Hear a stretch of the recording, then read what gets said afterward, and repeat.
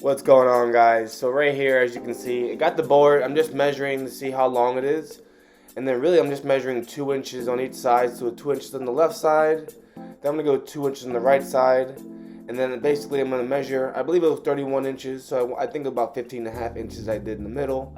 Then I just made a straight line across, just so I know exactly where those 2 inches were, that 15.5, and that 2 inches on the side.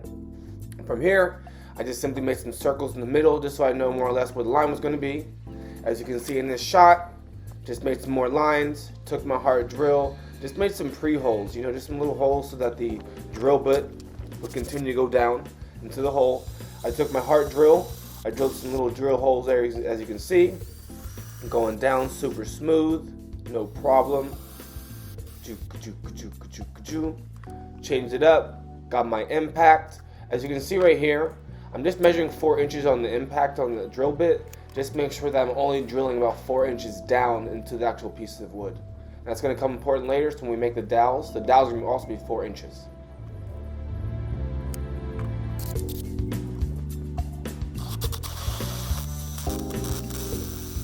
So you can see right here as I'm drilling down, I don't want to go past the blue little tape that I have there, because if I go past the tape, that's going to know that it's past that 4-inch mark, and it's going to be too deep into the wood.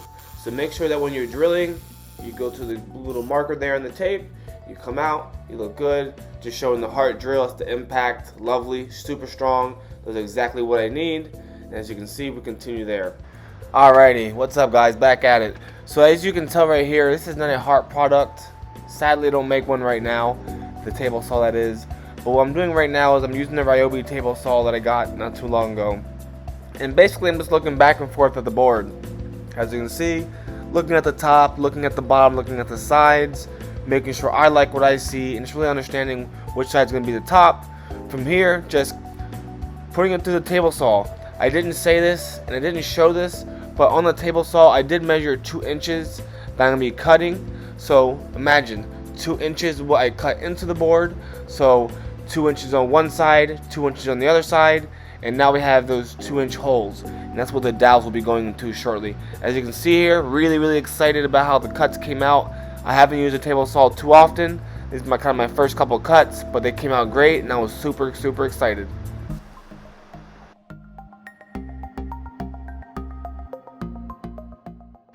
This right here is just a little trick that I like to do. I'm just marking number 1s, number 2s, and number 3s on both pieces of boards. That's really for me for the future, so that I don't get confused when I have to put everything back together. I just want to make sure that I know that the boards line up, because if I put it on backwards and I try to put it on the wall, it's going to look a little bit odd, and it's not going to look so seamless. And that's the key. You want it to look seamless, like it's truly floating.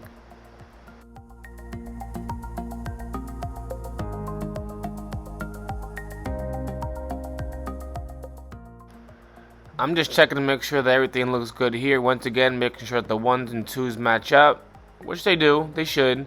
Showing you guys here once again, just so you guys can reference for the future. Makes it really easier versus trying to happen to guess to go, hey, I think it has to go here. No, you don't have to guess any longer. We already know. We marked those 1, 2s and those 3s.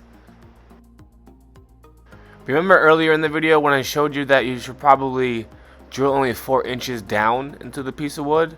The reason being is that when we're doing the dowels, we also want to do the same. We want to make sure that we're measuring 4 inches of the dowel, so that we can actually make sure that they actually fully fit in. As you can see here, I measured the 4 inches, and now I'm just cutting with my table saw, back and forth. For some reason, it was a little bit harder to go forward, back and forth than it really should be. So for some reason, I just kept going backwards. But no worries, end result, I was still able to get it done. And check out my Hart little tool over here. Like that, the measuring tape, really useful. Love it. And it actually wasn't that expensive. Maybe about $10, $13, $15. I'll take it. I'll take it as a win, guys. What do you think?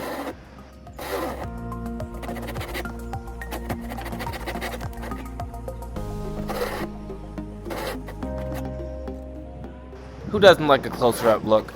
I'm just trying to show you guys what I'm trying to do. As you can see, just going back and back. For some reason, I don't know if it's user error or for some reason that wood just doesn't want to go back and forth. So I just kept going back and back But once again, I did get the end result.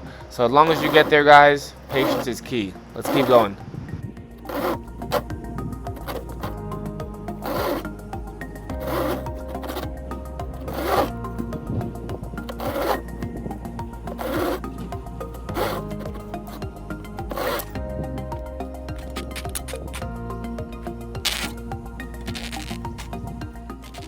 Tell me, who doesn't like a good sanding tool?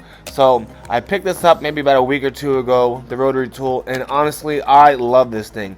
I used to hand sand everything, and I think my hands are a lot stronger, but that's besides the point. I use this tool now, as you can see, picking it up, turn it on, and this thing is strong. It is powerful. And as you can see, you can't really hear it because I have it muted here, guys, but honestly, it's not that loud, it's powerful, and I have it on one of the lowest settings.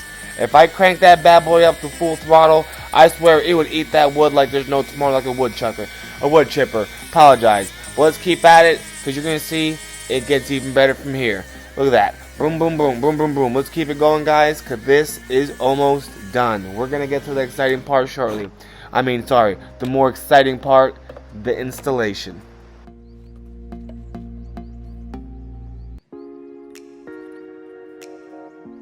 This is one of my favorite parts. So once I'm done sanding, I really just got to make sure that the dowel actually fits in the holes. As you can see, I'm shaking my hand. That's definitely a big no. So we're going back at it. We're cranking the tool, and we're starting to back there, sanding everything back down.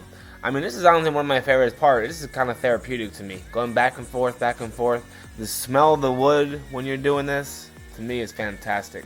Going back and forth, back and forth. And eventually I'm just going to make sure that it actually fits into the hole. It should fit smooth, as you can see right here, fitting super smooth. And yeah, gonna take the top part. Let's see, smooth, fits good there. I'm actually walking on the side here, you can't see.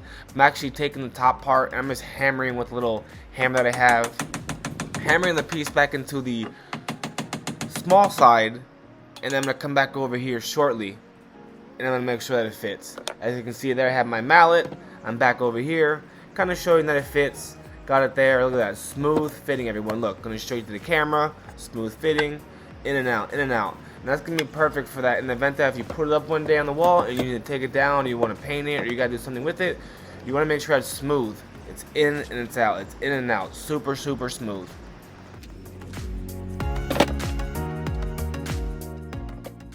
We're almost to the finish line, guys.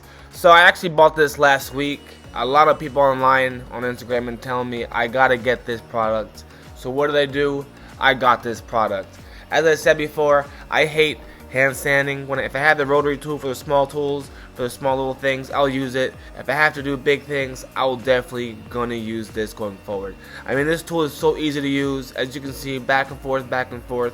And I don't have anything better to say. It is just so easy. You crank it, put the battery, put the little bag on, and the thing is silky smooth. What can I say? Look, back and forth, back and forth, back and forth, and back and forth.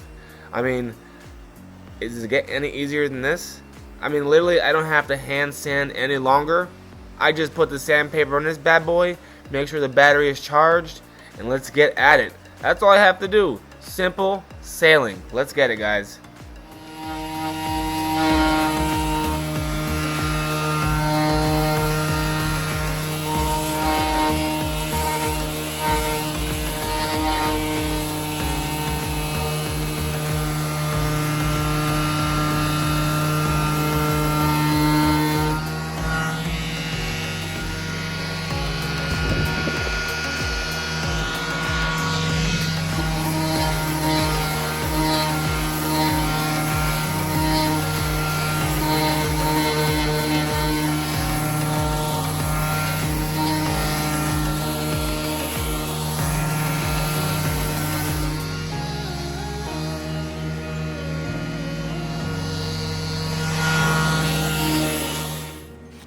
What I like about this table, man, it is just so easy to maneuver.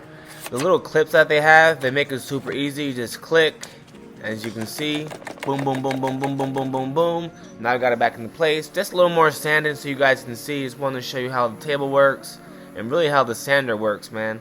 And I don't have anything bad to say about it. I can't find anything. The colors are cool. The grip is good. The powerful is good. What else can I say? In that little black bag, it actually does pick up all the little, what's called sand or dust or whatever you want to call it. It really does pick it up. Man, let's keep it. I love this thing.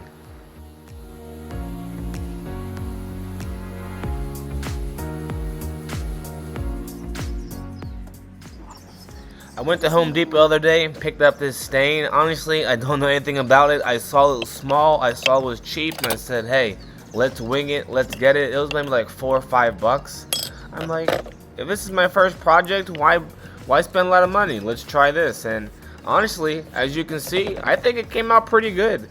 The colors came out pretty good. The stain actually was a lot easier to apply. There was not a lot of odor. I didn't smell, at least, unless my nose is failing me, but who knows.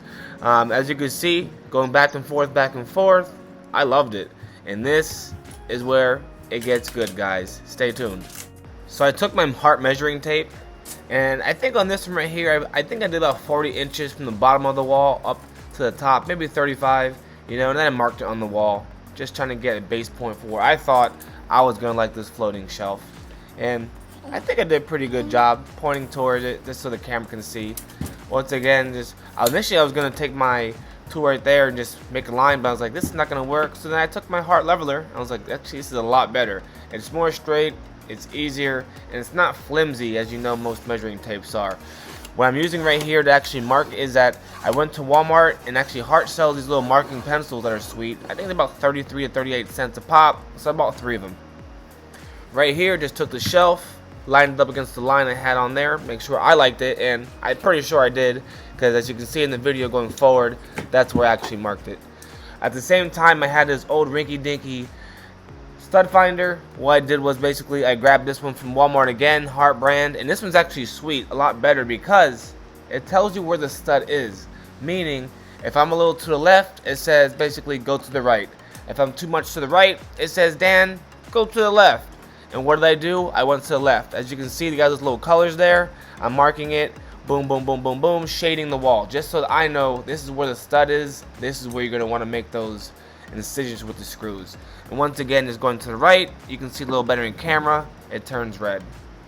From here, once again, just taking the one piece. This is 2 inches once again. And as you can see, I did insert the dowels on this one, which is really, really good. Just kind of eyeballing it. Making some measurements on the board. I'm just basically making some lines that line up with the lines I put on for the studs, so that I know that this is where the holes are going to be for the screws. Off camera, I did do some pre-holes there just to make it a little bit easier, so when I have to drill into the wood, into the studs, it is a little bit easier, so I'd make sure to do that as well. I apologize, I did not do that on camera.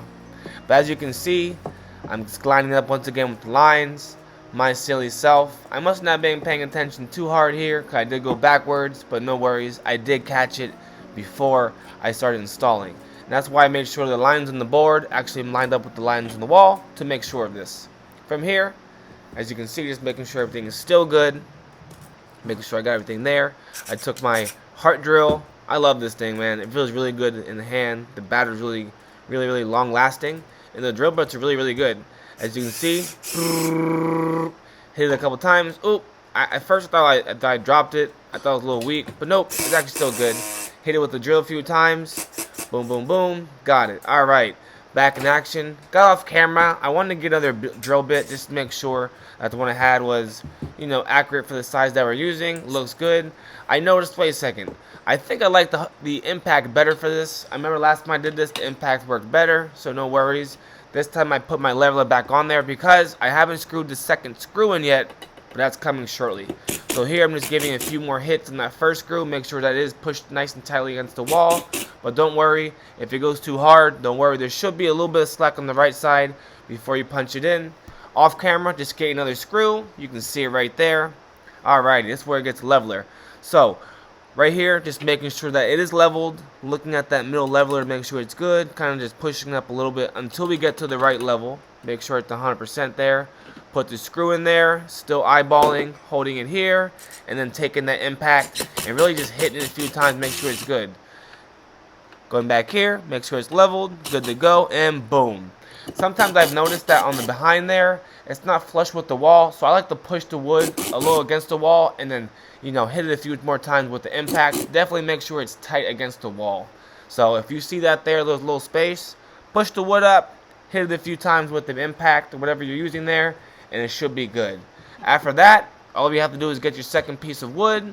As you can see, slide it in there, boom. And look at that, guys. We got it. You just did it. We just completed it. Now you got a floating shelf in your house. It should look great. And as you see, that is it, my friends. This is just a quick before picture. Nothing fancy there. And just a quick after picture of what I put in there. I hope you guys enjoyed. Leave me some feedback. Subscribe. And see you next time. Peace and love, guys.